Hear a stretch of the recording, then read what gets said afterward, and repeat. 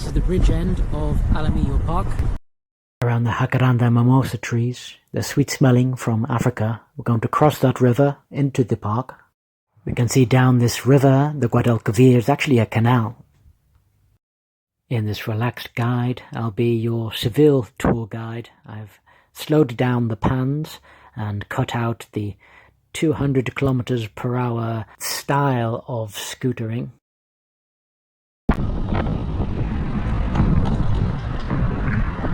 Instead showing snapshots as we mosey along. So for walkers, you take this shortcut, you cross that bridge, and right down here on the left, and that's Alamillo Park. Windmill palms and marmalade orange trees. You can go to near the end of here and turn right, or better, right now, in order to find a map. Of course, this is a starting point, and I've already took a picture of this before and translated it into English. And we are the red dot here. Usted está aquí. From 1 to 36, it shows in Spanish and in Latin the names of the botanical names. Try to see some of these. Well, we'll see what we find by the posts that give more details. Minor lake and a large lake. That map is this map. It tells you a directory of what they offer in this park.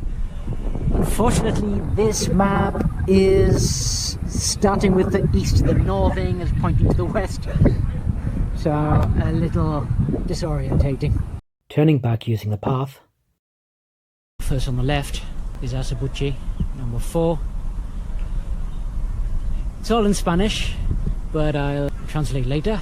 Asabuchi olea Europea sylvestris means olive oil European wild. Now Sylvester the cat is a wild cat. Is it a coincidence that native silver has the same old silver coloured twisting trunk as an olive tree? In Spanish, wild is salvaje. English, just lose the L to become savage. So look at the base. Growing up to 15 meters if given a chance. The leaves are just 2 to 8 centimeters long, dark green on top and silver on the underside. White hermaphroditic flowers, then succulent dark purple oily drupe. The trees wanting to grow out of the side of it. Up close on the bark, a hand for perspective. Just 1 to 3.5 centimeter fruit. And the leaves, the olive leaves. British drupes are blackberries, which if you pick them without skill you will sharply find they are dark purple, a colour in botanical worlds ubiquitously named Krishna. This is the 1st of May, May Day, not in the French way, traditionally in the Celtic way, or at least medieval period. This is the first day of spring, so we'll see lots of flowers out, maybe some fruit still, unless they've taken their fruit. I think they took the oranges. Krishna, in one of his Dwapara Yuga skin colours. Wild olive oil trees grow just around the fringes of the Mediterranean and the southwestern half of Iberia, in all soils. Here we have number 5, Real Silvestre or Perotuano, a type of pear. This tree is looking worse for wear. It has lichen, yellow and dying green. But this is the pear. Burgundy or Iberian pear is only recorded to be eaten by animals, especially badgers, who turn fruitarian for their 9-gram apple-shaped pears. So its fruit weighs the same as just one segment of one tangerine. White to pink blossoms. It can grow 10 meters high. Very climbable. I think 1, 2, 3, 4 arms. At a good slope, easy slope for children. It will drop all of its 450 brown fruit. Its fine textured wood is prized by humans, making instruments and pear veneer. And surrounding it, we'll have a box up there for birds. Birds tweeting. Thick forest there. And some seats. The small but super resistant fruit are thought to be developed for humans just 2,500 years ago. The temperature's not bad. A little colder because it's overcast with a cold wind. Next up is Strong Shield Single Seed White Hawthorn. Here's number 7, Majuelo. Grows 10 meters high, bought as oxyacanthus, blossoms white, pink or red flowers. On the Celtic holy day Beltane, that's 1st of May, would have to be French spring because English Mayflowers have opened in the 2nd week of May for the past 250 years. Or simply spring was different in much antiquity past. Because the English rhyme survives, never cast a clout till May is out, which the UK's National Trust quotes, almost certainly means the 1st of May, not the end of May. My great-grandmother would say it, but to us a clout is a physical slap. The Scottish rhyme seems to hold a key to its understanding. Ne'er cast a clute till May is out. So what's a clute? An item of clothing? What are cluties? They are Celtic holy wells, whereby a strip of clothing is tied to a hawthorn tree in prayer. The Irish poem, you could see in the text, has 2 uses, killing Serbian vampires or just being North American fence posts and tool handles.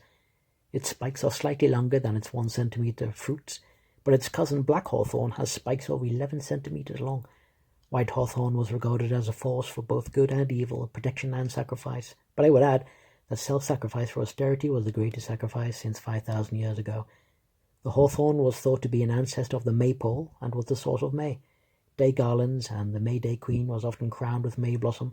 The rhyme, "Here we go gathering nuts in May," referred to the collection of knots, not in fact nuts, of May blossom. Through those reeds is a little lake. I don't have the footage that day to read more about the spiritual side of hawthorn, nor the amazing multi-uses of the common reed, but after the next hawthorn we shall encounter cork oak. The Latin Quercus suber, under the cork oak, is in Spanish alcornoque. Al means it's an Islamic word, and so now we know that acorn is from alcorno. A German encyclopedia said that oak grew to a height of 25 meters, but I'm uncertain if this means the fossil. And this must be the thorn. The fossil 2.6 million to 66 million years old, because in Portugal the highest in the world is 14 meters. Lots of little holes made by insects there. And they do a lot of this in Spain, but it grows back very quickly. Soon we shall see a young Spanish cork oak, not like the 240-year-old Portuguese one with 4-meter trunk diameter. The oldest Spanish one is 200 years old and is standard 10-meter height. Now over here, this must be cork. Soft to the touch, and dense. Some places it'll be spongy. The spiders like it. So why stunting? It seems to be overexploitation, negligence and not caring. Cork stoppers replaced with plastic and metal bottle caps.